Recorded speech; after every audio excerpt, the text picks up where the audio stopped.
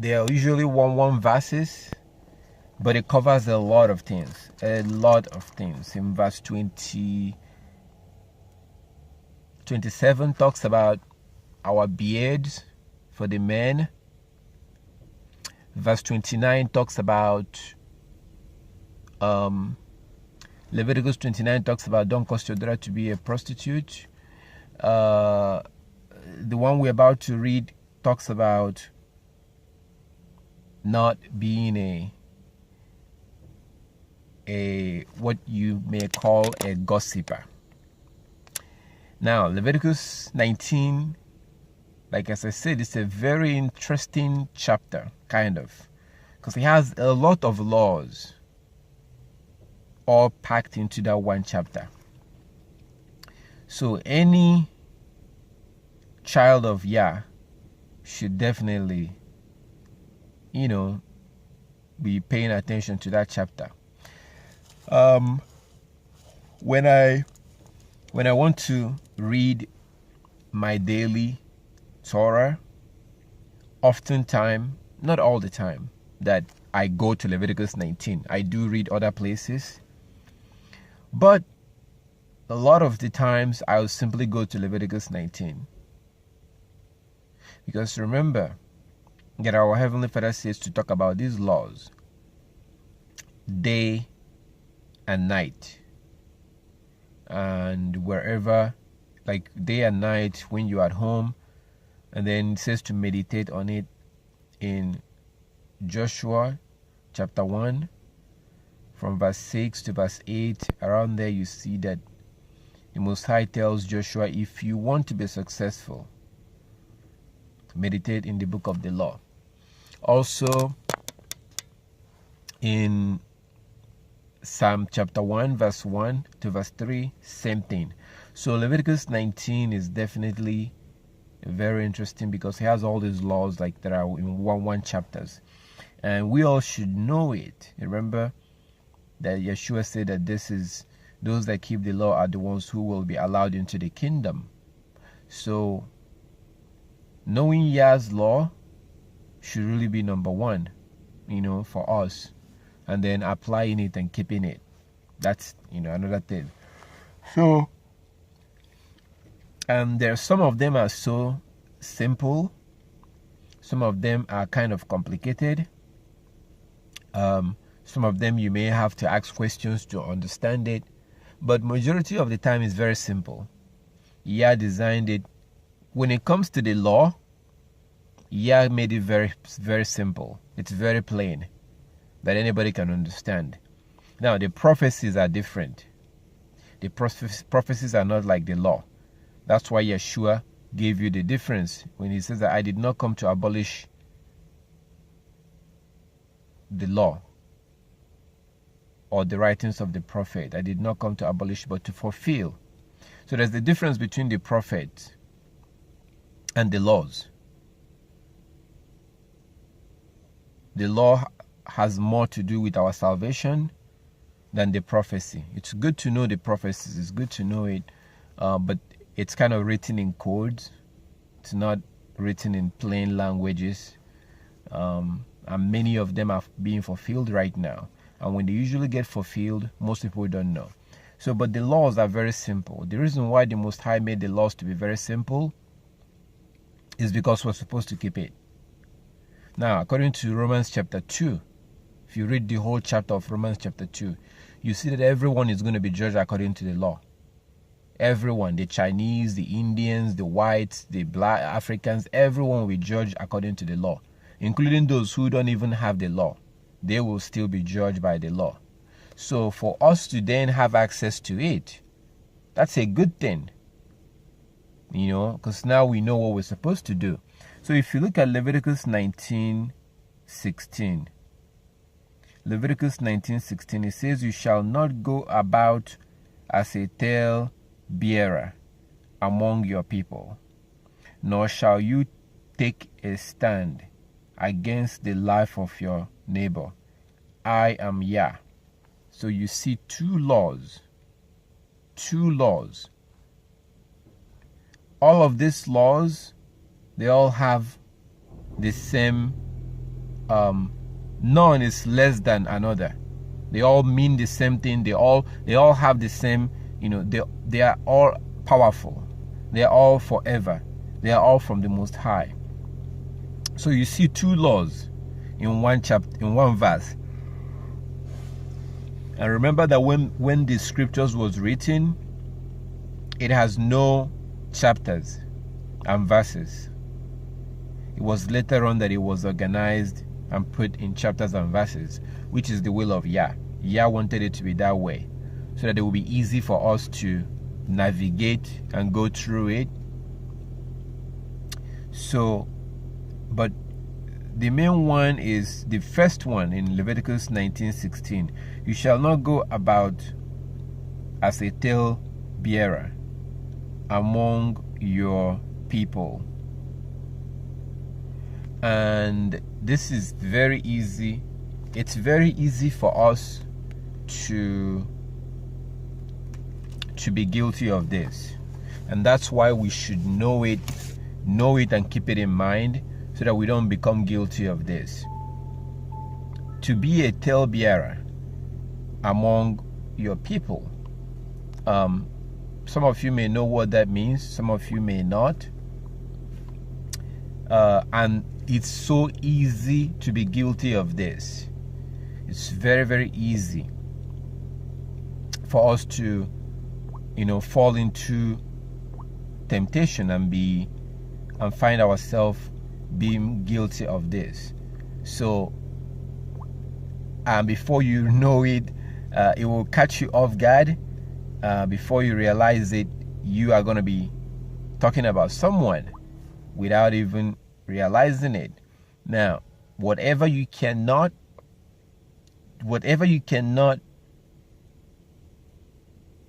discuss, whatever you cannot tell somebody in their face, then you shouldn't be telling it to other people. And often we don't want to tell people stuff in their face because we don't want to offend them. So if you look at,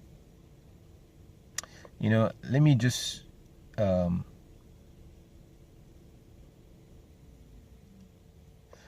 me do it from here so that you can see it yourself. So I'm going to show you the Strong's Concordance of that particular word, tale bearer, because I can just tell you that it means somebody who goes about talking about other people, but I just don't want to tell you that that's what it means.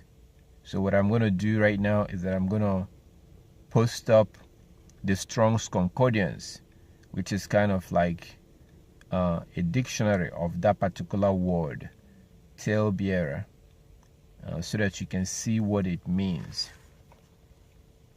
You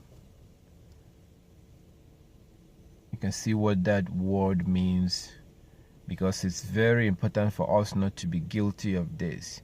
And I will also try to show you as well how to avoid being guilty of this particular sin.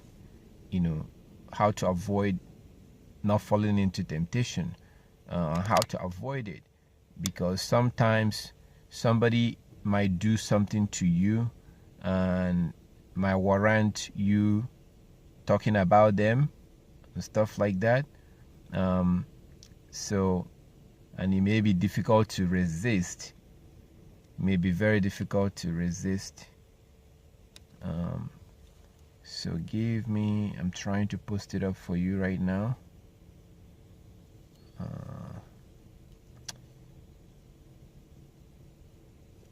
Again, it's just for us to know what Yah says, or just to keep it in mind, so that if you ever find yourself in being tempted to do that, you would just, resist. So if you go into the Skype and you look, you will see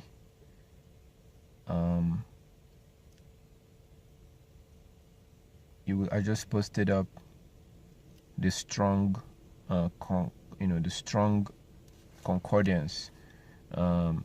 you see the Hebrew word. You see the Hebrew word.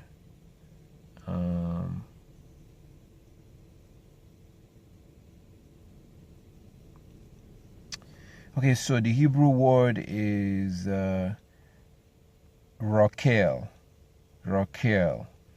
and it says a scandal monger, scandal monger, as traveling about, slander, carry tales, talebearer, slander, a slanderer, talebearer, informer. Now, there are people who specialize in stuff like this, who really, really, really love it. They love doing stuff like this. Now, if you know about TMZ or all these gossip magazines, that's what they're doing. So you see the Gentiles glorifying stuff like this. The Gentiles are glorifying it, makes it attractive. So, and then you see it popping up all over the world. They now have people who just, some of them are called gossips magazines. And what they basically do is find out who and who is no longer married, who and who have broken up, who, and it's all gossip. And they are proudly known as gossip magazines, because they don't really have evidence for what they're saying. So you see the Gentiles glorifying this. Now, what you will notice among the Gentiles is that they usually promote stuff that is against the law. So this is one of them that they do promote. So this is talking about someone that just goes about and talks about other people. It's one thing if somebody offends you and you're discussing it with your mom or with your dad or with your child. You're not going about in the village and being a talebearer. Like as I said, there are people who are known for this. When I was growing up in West Africa, we have a lot of that over there, and there's a name that was given to them. For people that do stuff like that goes around and talk about other people. They will just come to your house in the morning. They'll be like, oh, I heard that this happened. You know, what happened? And so they just go about doing that. They just go about doing this. Talebearers. There's a name that are given to them in the Igbo language. So it's a very big problem within our people that they do this, not just among the Gentiles. So we have to be careful not to do that, not to go about doing that. And if you have to, for whatever reason, don't call names. Don't call name.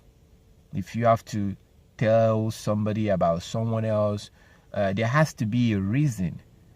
Maybe because they offended you, or maybe because something happened, or maybe because you're trying to warn them about someone else. Like there was someone that wanted a car I used to have was giving me problems, and this man was supposed to fix the car, and he kept wasting time, and he wasn't serious wasting time and everything. And when I call him, he hardly answers his phone, and he just kept telling me stories. So at the end,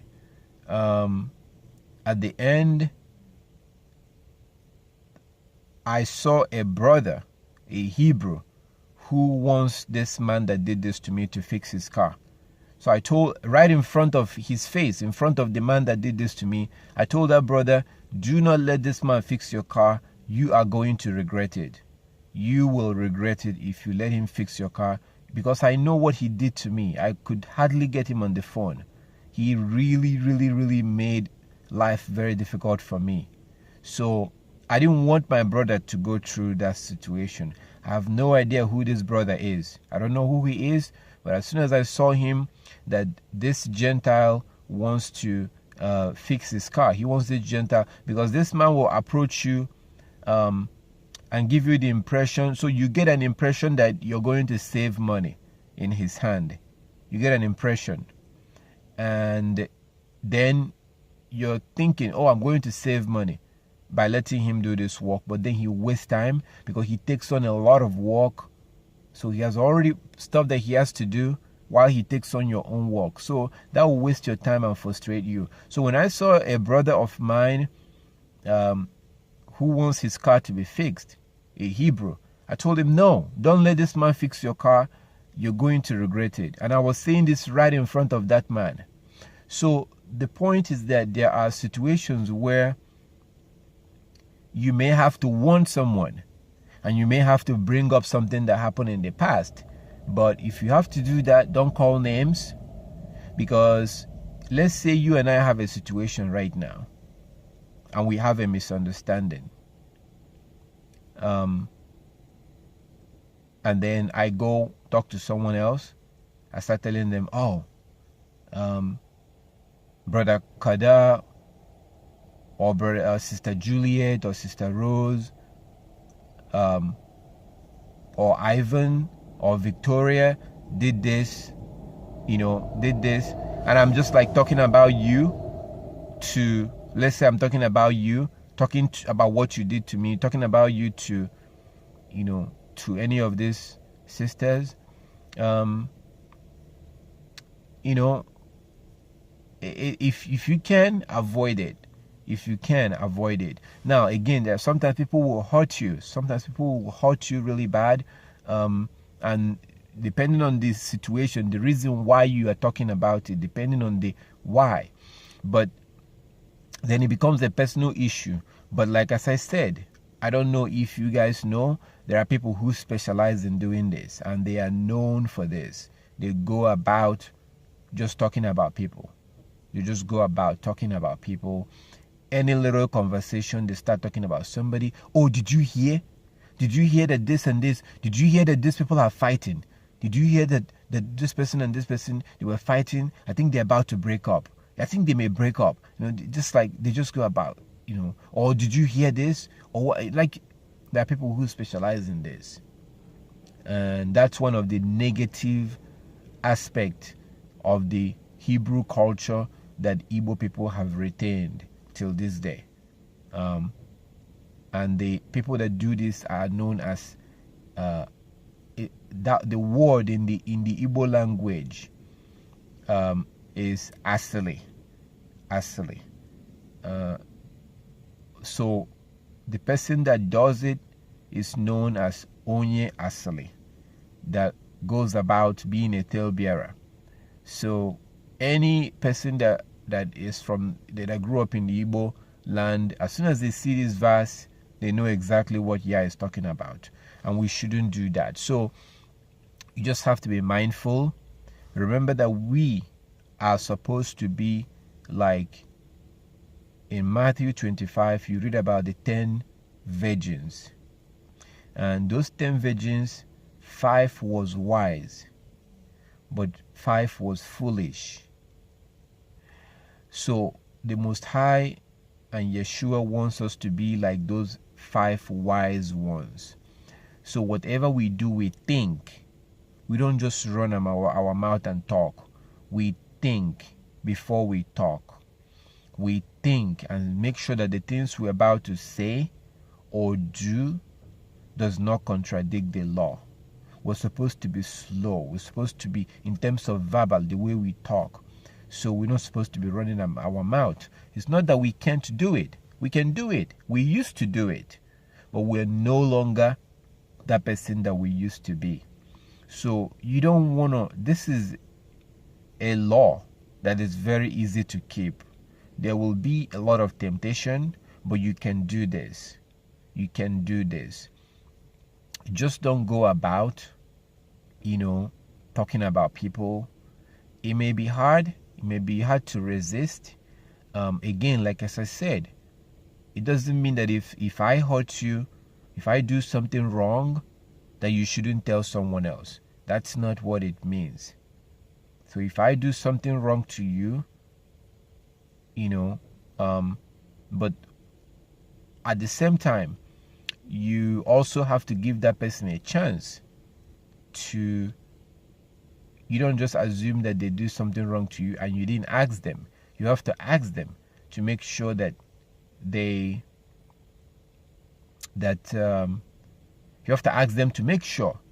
Let's say, I think, I'm not sure if this is a very good example, but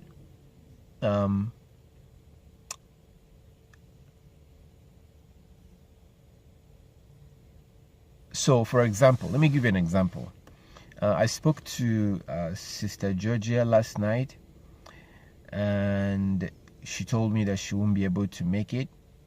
So when I came in, I saw her Skype, but it's her kids, Victoria and Ivan, are the ones who are on, participating in the Sabbath.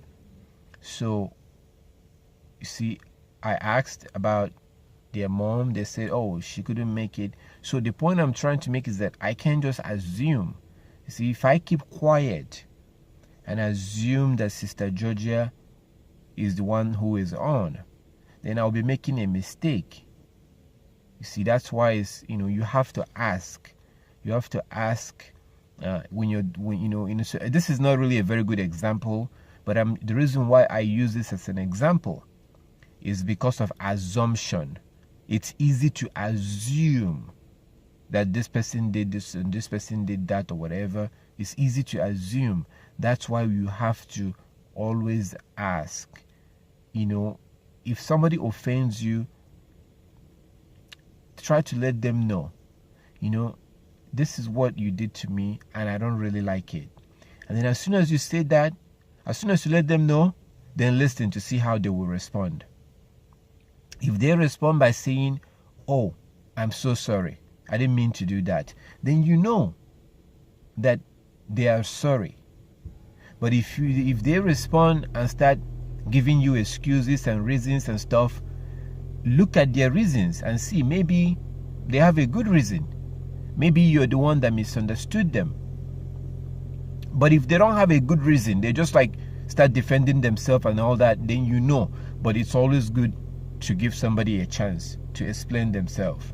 Because think about it, you will want to also get a chance. You will love for somebody to give you a chance. You wouldn't want somebody to start being angry at you and you don't even know why. Because all of us, we are capable of doing something wrong and not even know it. Sometimes we do stuff that are wrong. Sometimes we offend people without even knowing that we did. So I would love for somebody to come to me privately and say to me, hey, you did this this time. I didn't really like it. I was really offended. I just wanted to let you know. And then I will look at it and see. If I am wrong, I will say, I'm very sorry. I'm wrong. Please forgive me. Because I myself personally, I will want to, if you offend me, I will want to tell you and I will want you to apologize if you're wrong. So I will want the same thing. So I'm going to do the same thing to you. So in that way, it keeps the relationship going. Rather than being quiet, and then before you know it, you start telling everybody in the town that this person did this to you. And guess what? As soon as you tell them that, they will go tell someone else. Oh, did you know? Did you hear? This person did this. Because they had that from you. And then the person they told will tell someone else. Before you know it, there is now a tale that is going around the town or around the community or around the congregation, and it came from you. But that could have been avoided if you had spoken to the brother or the sister and let them know and settle the matter between you and them. And that could have been avoided. And think about it and put yourself in that situation also. If it's you, you will also want somebody to tell you and give you a chance to explain yourself before they go about and start telling everyone else. Because all it takes is for them to tell one person. Just one person. That's all it takes. And that person will tell someone else. And then someone else will tell someone else. And then you find yourself, when you walk by, people will be looking at you like funny. When people look at you like that, it's because they've been talking about you. Sometimes you come into a place, everyone will just be quiet. People will be quiet because they've been talking about you. And when you leave, they start talking about you. But you know that personally, you would have loved to have an opportunity to explain to that person initially why you did what you did. But if they don't give you any opportunity, and then they just go out there and tell someone else, and then that person will tell someone else, and that person will tell someone else, you wouldn't feel good about that. That's why you also have to give that opportunity to others when they offend you, because that's how talebearing begins to spread. That's how it spreads, and it's not good. So it's good to give people, work things out with people. If somebody offends you, and sometimes you will tell them, and they will start arguing and start giving you excuses. If you can, this will be very difficult, but if you can, just let it go. Let it go. Don't be angry. Leave everything in the hands of Yah. Because as we do all this, Yah is watching. As we do all this, the Most High is watching us. Like as I said before, this is our wilderness. When we were in Christianity, that was our Egypt. That was the pagan religion. When we were in that religion, we had no idea who we are. We did not know ourselves. We didn't know who we are when we were in that Christian religion. We were told by our enemies that we were the Gentiles. That's what they told us. That they are the Hebrews, which is a lie. So we were in Egypt, just like our ancestors when they were in Egypt. They did not know who they were. The initial people that came in knew who they were. Those that was there after that were just mentally, they were all Egyptians. Then Yah brought them out. Then Yah left them in the wilderness to test them, to see if they will keep his laws. That's the same thing we're going through right now. So now we know who we are. Now we know we're not the Gentiles. Because when Yeshua sent Paul to go to the Gentiles, we've studied this and you guys have seen it. When Yeshua sent Paul to take the gospel to the Gentiles, Paul never went to Africa. Paul went to Europe. Paul went to Rome. Paul went to Corinth, Galatia. He went exactly where the Gentiles are. He went to the white people. They are the Gentiles. The Chinese, the Indians, the Mexicans, these are the Gentiles. But Paul specifically went to Rome, went to Europe, place known today as Europe. So now we know who we are. Now the Most High is testing us to see what we will do. He's watching us. Just like our ancestors wandered around 40 years. 40 years in the wilderness. That's not how long it takes to go from Egypt to Jerusalem. No. The Most High intentionally made them wander around there to test them. And then to clean out those who refused to keep the law. They all died in the wilderness. Those that made it into the promised land were those that kept the law. Aaron did not make it in. Moses did not make it in. So the Most High is testing us right now to see if we will keep the law. So the Most High is watching right now because we are living in the times of the Gentiles. That's what Yeshua says in Luke chapter 21. The times of the Gentiles. Very soon, the times of it's already beginning to be fulfilled. Their time is being fulfilled already. But most people don't see that. It's being fulfilled. They are losing, it's happening. But hopefully Yahweh will study that at some other time. So we're coming to an end. Those Gentiles that are supposed to rule until Yeshua comes back, Those Gentiles are coming to their end right now as we speak. So the point is that the Most High is watching everything that we do. If somebody offends you, if you can, I know it's easy to say, it's easy for me to tell you to do this, but it's actually sometimes not easy to do. If you can, you must let them know. You must, if you can, let them know. But if you can, forgive them. It may be difficult. Forgive them. What I mean by that, let me rephrase that. Because there are certain situations where the Most High doesn't want us to forgive.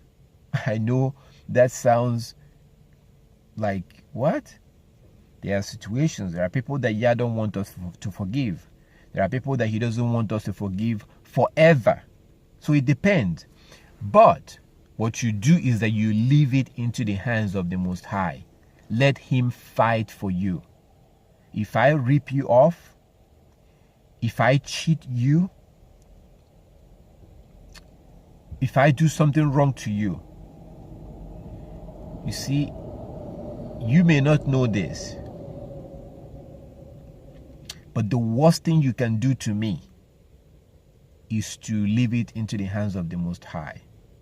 Is to get on your knees and cry to the Most High and ask Him to fight for you. From that moment on, I will never have peace. If the Most High hears your cry, I will not have peace. I will be having problems ups and down. Trust me, somebody have done this to me. And I ran. I went and I settled this issue with them. And those problems went away. It has happened to me twice. Twice. So I know exactly what I'm talking about. I was having problem, accident, just like here and there. And I knew what was happening. And that's why I'm trying to get you guys to understand the spiritual world. You must understand your Heavenly Father. Yeshua said in John 4:24 that Yah is a spirit. Those that worship Him must worship Him in spirit and in truth. If you don't understand the spiritual world, you will be like a zombie, just walking around like everyone else. And you will not know what's going on. You will not understand what's happening. You will not understand what's happening in the world right now. So you have to understand the spiritual world. Remember when Yah made Pharaoh not to let our ancestors go? Do you think that if you went to Pharaoh and said to Pharaoh, please, let these people go, their God is making you not to let them go, do you think that Pharaoh will believe you? He will think you're crazy. Nobody is going to believe that. But the Most High was the one who was making Pharaoh to refuse. He never changes. He's the same yesterday, today, and forever. Today, He's still doing stuff. He's making our enemies to kill us. Same thing. Nothing has changed. He's making our enemies to oppress us. Some of you want to keep the Sabbath, but your employers will not let you do it. You see them killing our people. Who do you think is making them do that? That's because we're going through the curses of Deuteronomy 28. So, but if you don't understand the spiritual world, you will not be able to understand any of this. It's spiritual. Yah makes people do stuff. You know, like when you take a remote, you press a remote and you turn on a TV. Who do you think makes that possible? The Most High. You know, like how you, like my car, usually when you get out of a car, you lock the door with a key. And when you come back to the car, you put a key and you open the door. Well, they now have cars that as soon as you come, your hand is close to the door will unlock.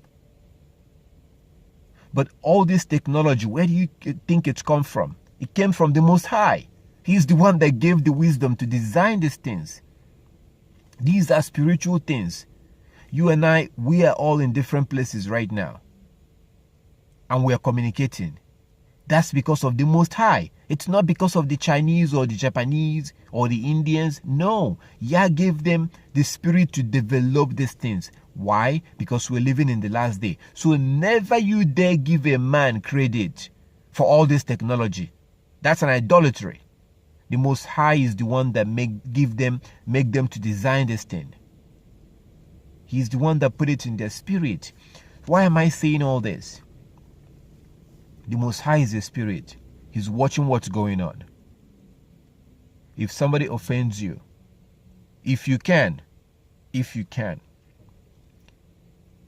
you must go to them and let them know what they did.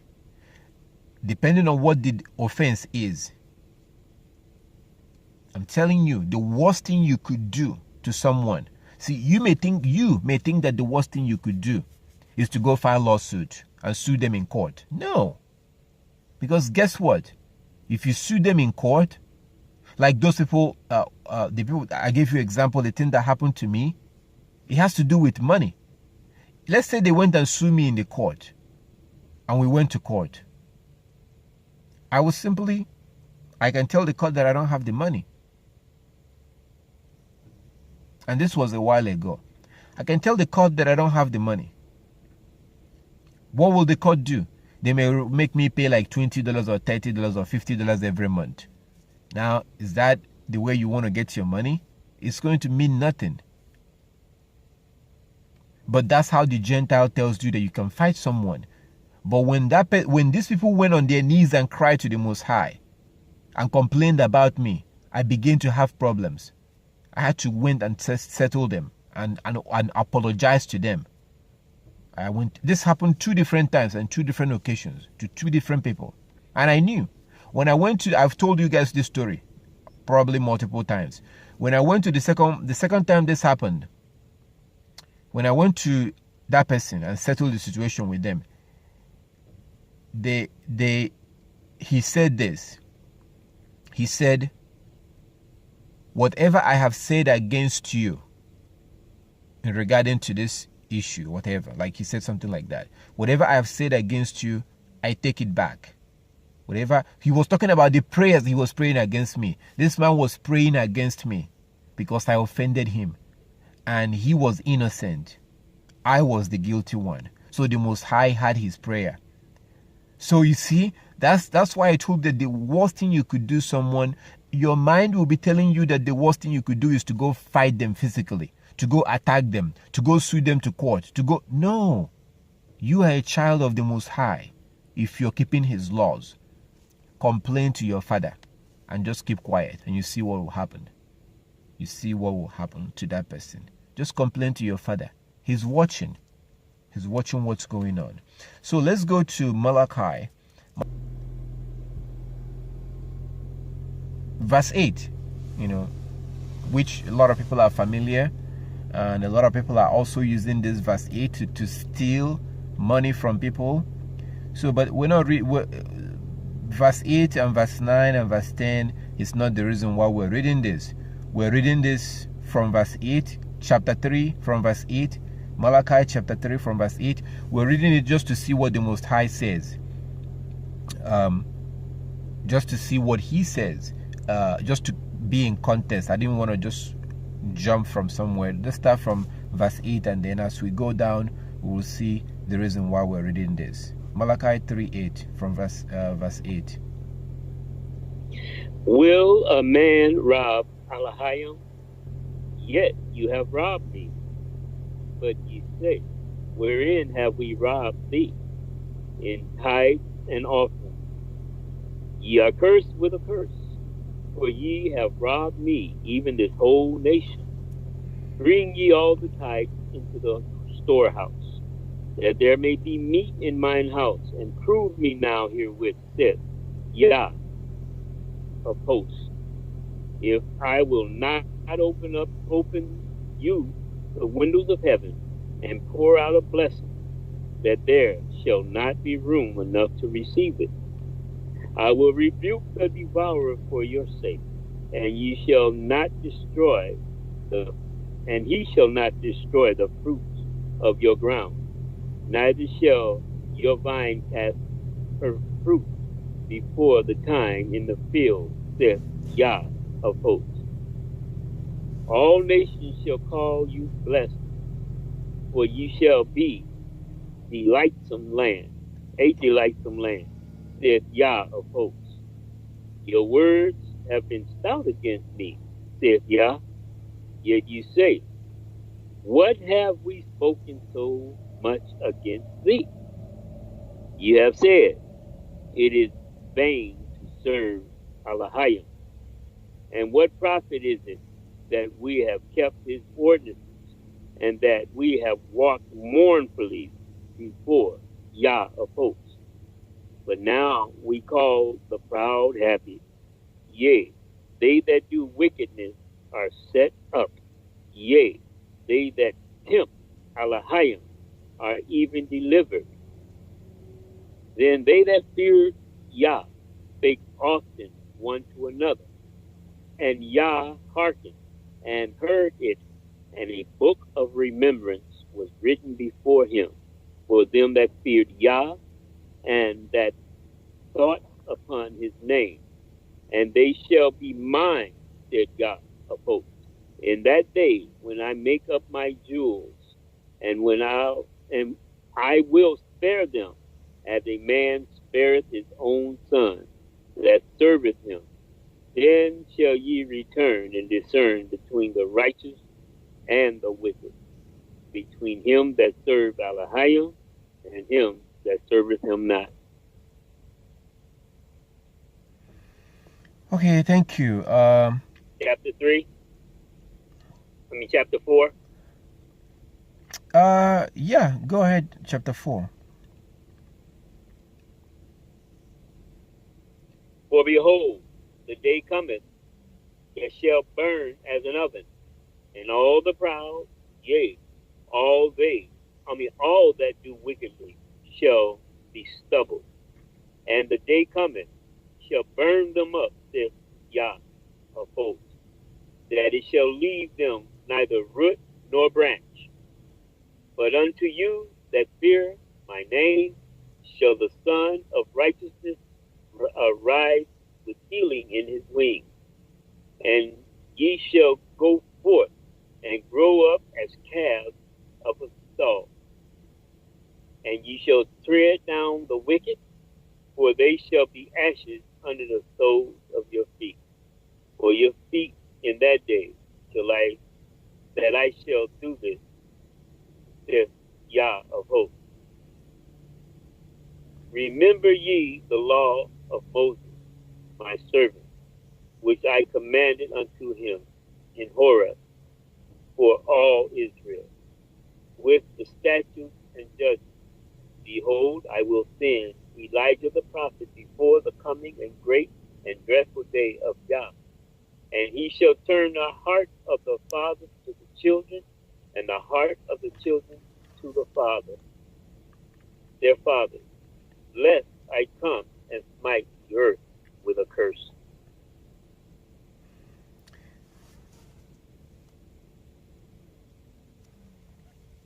Okay, thank you very much, brother. Okay, so what we're looking for right here, the reason why we read this is I told you that Yah is watching. I told you that Yah is watching everything we do. Because we are living at a time that the Most High decided. He decided that there's going to be a period of time to which that he is going to keep quiet, and that his people is going to go into captivity, and that like he said, you will call on me, I will not answer, I will turn my face away from you. So we are living on that time right now. So a lot of people think that there is no God. If there's a God, why isn't he talking? Why isn't stuff happening? Why is there evil in the world? But again, always remember what the book of Daniel calls the times of the Gentiles. Read Daniel chapter 2, Daniel chapter 7, Luke 21. You see, there's a period called the times of the Gentiles. We are living within that period right now. But it's coming to an end. It is coming to an end. And I'm so happy that the Gentiles are coming to their end. I'm very happy for that, because they've ruled for a long time. For more than 2,000 years, they've ruled. And right in our face, we can see them coming down very fast right now. So it's a good thing for the whole world.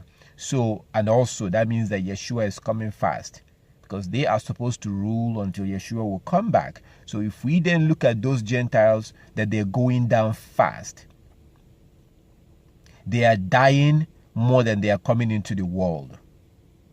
Their lands, their so-called lands are being taken from them in Europe and things like that. So it's a glorious thing. It's a good thing, but we'll go into it some other time, because what this means is that we're getting very close. Because according to the book of Daniel, chapter 2 and chapter 7, these Gentiles will rule until Yeshua comes back. So when you then see them going down, when you're seeing situations where they are coming to their end, what does that tell you? It means that Yeshua is going to come at any time. And remember that nobody knows when. So when you see the signs, that's what he said. When you see these signs, then you know that your salvation is at hand. So it's a very beautiful thing again. But like as I said, you see, you have to understand the spiritual world. Understand spiritual thing. And you can understand it. You can understand it. Because that's why Yeshua said that Elohim is a spirit. And those that worship him must worship him in spirit and in truth. So you can do this. You can understand it. So when you begin to see the things that the Bible says that will happen, that lets you know that Yeshua is going to show up at any time. Now, so while we are still, as we're coming to the end of the times of the Gentiles, a lot of people think that Yah is not watching. So when somebody offends you, going back to Leviticus 19:16, when somebody offends you, which can then actually lead to talebearing, because if somebody offends you, or if you offend someone, and they don't come and tell you and settle the matter with you, then what happens is it can then spread. They will tell someone else, or you will tell someone else, and then that person will tell someone else, and then someone, just spread. And then before you know it, that's exactly what Yah tells us not to do, not to be a talebearer. So you can talk to one brother, you can get a witness, or if you don't want to talk to that person directly, you can tell someone else to go tell them, hey, look at what you did to me, I didn't like it. But the bottom line is to try to resolve the issue with the person that offended you. But if, depending on what the circumstances is, if you have to retaliate, don't. Get on your knees, complain to the Most High. He is watching, and he will fight for you if he chooses to. If you're keeping the law, which makes you his child, he will fight for you. So you see, what did he say in Malachi? Look at Malachi chapter 3. Look at what he said. He said that I will rebuke the devourer for your sake, so that he will not destroy the fruit of your ground, nor shall the vine fail to bear fruit for you in the field, says Yah. So how can the Most High, who is the Spirit, who cannot be seen, rebuke the devourer? See, because Yah is a spirit, Yah can make that happen. Just like he made the lions not to eat, those men that were, that was thrown in there when that, in Babylon. So Yah can do stuff like that. Yah can close the mouth of a lion. Yah can make a lion, like he did, make a lion then, become a pet, when those that threw him in there intended for the lion to, to see him as their food. So these are things that Yah can do. That situation in Babylon is a very good example. Yah can make lion, because he created lion. He can make a lion not to eat someone, and he can also make a lion to eat someone.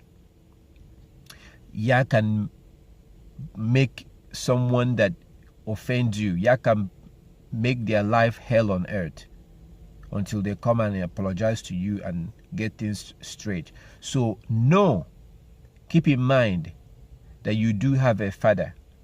If you're keeping the law, you have the greatest father in the world that have called you his father because you're keeping the law. So you have that. So if someone offends you, you have a father that can fight for you. And look at what he says in Malachi chapter 3. So if we do the things we're supposed to do, like this is just an example. The tithe in Malachi chapter 3 is just an example. We know that that's not talking about money. That has nothing to do with money. It's talking about actual produce, actual food, apples and oranges and yam and cocoyam and, stuff that you grow yourself. It's talking about, that's the tithe it's talking about, which you can read more in Deuteronomy chapter 14 from verse 22. So, but you see what Yah can do if we do the right thing. He can fight for us. That's exactly what he's talking about in Malachi chapter 3 verse 11. I will rebuke the devourer for your sake, so that he will not destroy the fruit of your ground, nor shall the vine fail to bear fruit for you in the field. This is what Yah can do. And then also you go again. This is the part that shows that Yah is watching. Even though he's not talking right now, even though we're living in the times of the Gentile, Yah is watching. The whole point of this is that Yah can fight for you. He can fight for you as long as you're keeping the law. If you're not keeping the law, then he will not hear your prayer. But if you're keeping the law, because it says in Proverb 28:9, Proverb 28:9 says that he that turns their ear from keeping the law, even their prayer is an abomination to the Most High. So if you are behaving like a Christian, and you say that the laws have been done away with, then the Most High will not answer your prayer, because you're turning your ears away from keeping the law. So you look at verse 16, Malachi chapter 3 verse 16. It says, then those who feared Yah spoke to one another, and Yah listened and heard them. So a book of remembrance was written before him for those who fear him and who meditate on his name. They shall be mine, says Yah of hosts, on the day that I make them my jewelry. I will spare them as a man spares his own son who serves him. So whatever we do according to this place, Yah is watching. When we speak to one another, the Most High is watching. And a day is coming in the future when he will destroy the wicked people, those that refuse to keep the law. He will spare those that keep the law. So Yah can fight for you. You don't necessarily have to go around telling people what somebody did to you. You can keep quiet. You can cry to the Most High. If he wants to, he can fight for you. So that's the, we just have to be careful not to fall, be guilty of this. You might want to give an example, but make sure that you don't include the name of that person. You can give an example. I can tell you that something happened at so and so time, which, yeah, it happened. But I just gave you the details, but I removed the name. So you don't know who I'm talking about. So what I'm telling you, I'm basically telling you the story, using it as an example, but you don't know who I'm talking about. So it will be difficult for you to then go and tell someone else, oh, look at what Tobiah told me about this person. But if I tell you about someone and then I include their name, then I'm being a talebearer. I'm being a talebearer because, first of all, I could just go settle the issue with that person. So if you have to, don't just include that person's name. So in that way, the story you tell will just be, it will just stand alone. They don't know who you're talking about. They will know who you're talking about. So in that case, you're just using it as an example. So, but just keep this law in mind, so that you don't find yourself being guilty of this, going about and just people do this all the time. They talk about people. Just don't do it. Don't do it. Don't do it. If you can, try your best to avoid being a talebearer. So you've seen how we looked at this right now. We looked at this law and some of the situation that may cause you to be a talebearer is by somebody offending you, and then you go telling someone else, and then that person will tell someone else, and stuff like that. It can easily happen. So try to resolve it by letting that person know. So often they may apologize, and like there was someone that they may apologize. I don't want to use the example of of some of our people that are here, or the sisters that are here, or whatever, but there has been a situation where I think that somebody did something, and then I will ask them, and then will tell me, oh, I didn't really mean to do that. And I'll be like, okay. But if I did not ask them, but then I come and tell you guys, oh, this person did this, I didn't even give them an opportunity to explain themselves. That's not good, because I personally will want you to give me an opportunity to explain myself. But if I assume that what they did is so bad, and then I come and tell you guys, oh, this person did this is so bad, and I didn't give them an opportunity to explain themselves, that's not good. Then I'm being a talebearer, among my people. So let's be careful not to fall into this, because Satan will try to tempt us. But you've seen the scriptures, you've seen the law in Leviticus 19, 16, and you've also seen in Malachi chapter 3 that the Most High is watching. He's watching everything we're doing. We have to be careful. We are supposed to be like those 5 virgins in Matthew 25. We have to be wise. We have to walk very slowly, talk very slowly, and think before we talk. We're not supposed to act crazy. We can act crazy. We have the capability to act crazy and act out, but we're not supposed to. Because when we do that, then we are blaspheming the name of the Most High. Because people will look at us and they'll be like, what? Isn't she the one talking about keeping God's law? Why is she talking like that? Why is she acting like that? So we have to watch ourselves very carefully, so that we don't, people don't, because now that you're keeping the law, you are a child of Yah, and He is your Father. So you don't want to go start acting out like crazy, talking anyhow, like other people. You're not supposed to do that, because people are looking at you, and people are thinking of keeping the law. So when they see you acting out anyhow, what kind of example are you giving to them? Stuff like that makes Yah very angry. It makes Yah very, very angry, because you're supposed to be a good example on other people. So if you then go out there and start acting out and start, then that's not good. And that's why if somebody puts you in a situation where you will normally act out and start talking loud and start talking anyhow, if somebody puts you in that situation and you keep quiet, Yah will fight for you. Because usually you will just start trying to defend yourself. But if you don't defend yourself, Yah will fight for you. He will defend you. And in that case, He will defend you more than anyone will ever defend you. Because Yah is the only one who has the capability. Yah is the only one who has the capability to reach out into our heart. Yah can make people do stuff. Yah says, in the Torah, that if you abuse a widow,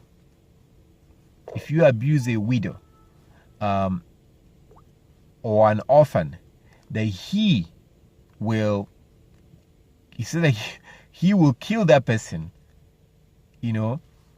if anyone that does that. So Yah can fight for us. He can fight for us. The only thing is that we have to keep the law. See, all this is all based on keeping the law. So it's all based on keeping the law. So I don't want to deceive you and just keep talking. I don't want to talk like a Christian and just keep talking about the benefits that you can get from Yah. The thing is that all this is based on condition. If you keep the law, that's when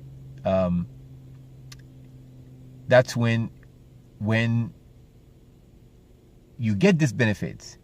So it doesn't apply to Yah. Doesn't fight for everyone. He only fights for his children, those that are keeping his laws. So you have to keep that in mind. I have to give you the full information. I can't just talk about the benefits without talking about how you get the benefits. You get the benefits by keeping the law. All of it. All his laws. That's how you become his child. So let's close by going to Exodus 22:22. Exodus 22:22. Let's close by going there. Exodus 22:22.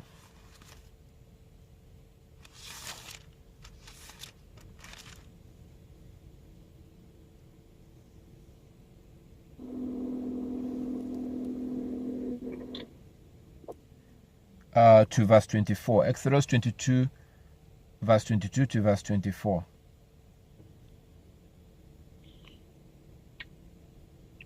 Ye shall not afflict any widow or fatherless child. If thou afflict them in any wise, and they cry at all unto me, I will surely hear their cry, and my wrath shall wax hot, and I will kill you with the sword, and your wives shall be widowed, and your children fatherless. Thank you, brother. Now, check this out. Just think about this. Right now, you may not understand, how difficult it is to be a widow. But when you are in a village, in a place, like in a small town, widows can be very vulnerable. They can be very vulnerable. So people can take advantage of them because their husband is dead. So you see what the Most High says here? This is not a joke. It says in Exodus 22:22. Exodus 22:22. And this is to see how Yah can fight for you if you are his child. It says this: you shall not afflict any widow, a woman without a husband, a woman that her husband died and she just by herself with the children. It says this: you shall not afflict any widow or fatherless, or a fatherless child, meaning a child who doesn't have a father. Verse 23, if you afflict them in any way, and they cry at all to me, I will surely hear their cry, and my wrath will become hot. I will kill you with sword, and your wives shall be widows, and your children fatherless. Because people do stuff like this. A man will have a wife, have land. We own lands in our culture. We own lands where we grow our food. And then that man will die. And then people will try to steal her land because there's nobody to fight for her. People will try to steal her land. People will try to, intimidate her and steal her stuff. That's what the Most High is saying, that if you do that to her or any children that don't have a father, and they cry out to me, why will they cry out to her, to Yah? Because there's nobody to help them. So if you trust Yah, if you decide not to fight for yourself, and you complain to Yah, Yah will fight for you. And look at what it says here, I will kill you with a sword. Now, how can the Most High kill someone with a sword? How can our Heavenly Father, is he going to come down from heaven with a sword and kill someone? See, now, that's where you get back to that spiritual thing that I was talking about. How Yah does that is that he sends someone. He will make someone to take a sword and start looking for you. That's what Yah does. He will send someone, just like he sent people to come to our land with sword. Why would they have to come to our land in 70 AD?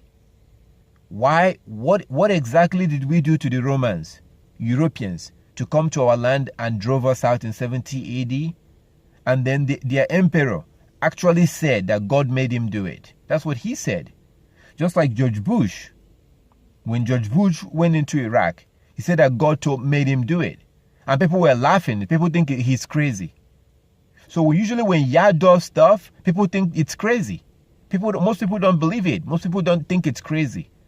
So you see them coming in 70 AD and destroying our land and kicking us out. But Yeshua talked about that in Luke chapter 21. Before it happened, 30-something years after that it happened. Why would the Romans come to our land? Came all the way from Europe to Jerusalem. Because Yah sent them to come with a sword to drive us out. Because our ancestors was wicked. We were killing all the prophets. Our ancestors, our fathers, was killing Jeremiah, Isaiah, all these prophets. We were killing them. So these are reasons why Yah had to drive us out of our land. And then he put the Gentiles over there right now. But how did he do it? See, he put it in their spirit to do these things. That's the same way if you oppress a widow, a woman without a husband, her husband died. If you oppress her just because you can do it, just because she doesn't have a husband to fight for her, if you oppress her and she cries to Yah, you are dead. You are dead. But how will Yah do it? He will send someone to. And that's why when I see something happens, I don't like to go into judgment. Because you don't know what that person did. You have no idea what they did. Sometimes, or most of the time, when people suffer, it's because of what they did, or what their ancestors do, or did. So you never know what somebody did, that caused them to go through, to die, or for something to happen. You never know. So, like there's a man called Eddie Long, the preacher. Many of you know him, right? So he was being accused of having sexual relationship with young children, or like not young children, but boys. So, but it seems like he was a powerful man, because he is a pastor with big church and money. And when those boys accused him of sodomizing them, of having sex with them, he denied it. He denied it and everything. And then all of a sudden, this man began to be sick. He used to be really big and strong. All of a sudden, he became really tiny. And then he died. What happened? What happened to him? See, that's kind of like how Yah does stuff, and people will not even know it. So if you tell somebody, oh, God killed that man, or God did this, or God did that, people will think, oh no, this is crazy, you're crazy, this is not true. But you have to know that it's true, because that's how your God, if somebody is oppressing you, and the Most High fights for you, most people will not believe that the Most High fought for you. They won't believe it. So, but again, not being a talebearer, it can lead to many, many things. And usually it can start from somebody offending you. if you are not a professional talebearer, which some people are, there are people just, that's what they love doing it. They get pleasure by just going around town and trying to find out what happened, like what's the latest in the town, what happened, and then they will start talking about it and all that. And oh my goodness, with even now it's even worse with Facebook. It's even worse with Facebook. So when you see something fake, well, maybe you know it's fake, or maybe you share that thing, you are being a talebearer. It's even worse right now with Facebook and other social media. So when you see stuff, they can make things up. Sometimes you see a post that somebody died. As soon as you share that post, you are participating in talebearing, because you don't know if it's true or not. You see, all praises to you that I remember the social media part. You get a lot of that a lot. You get a lot of stuff like that on social media. You know, for those who are in social media, for those who are using social media, it's easy to become a talebearer. You know, by sharing stories that you see, you just click share. You share it. It could be fake. In that case, you're being a talebearer among your people. We're not supposed to do that. We're not supposed to do that at all. So, all praises to the Most High. Just be careful. Keep this law in your head, in your mind, in your forehead. And make sure that, you know, just be careful what you say. Be very careful. Always remember this law before you talk. You know, in terms of if you have to talk about someone, remember this law. So that in that way you will be guided by the law, so that you don't make a mistake. So all praises to the Most High for everything.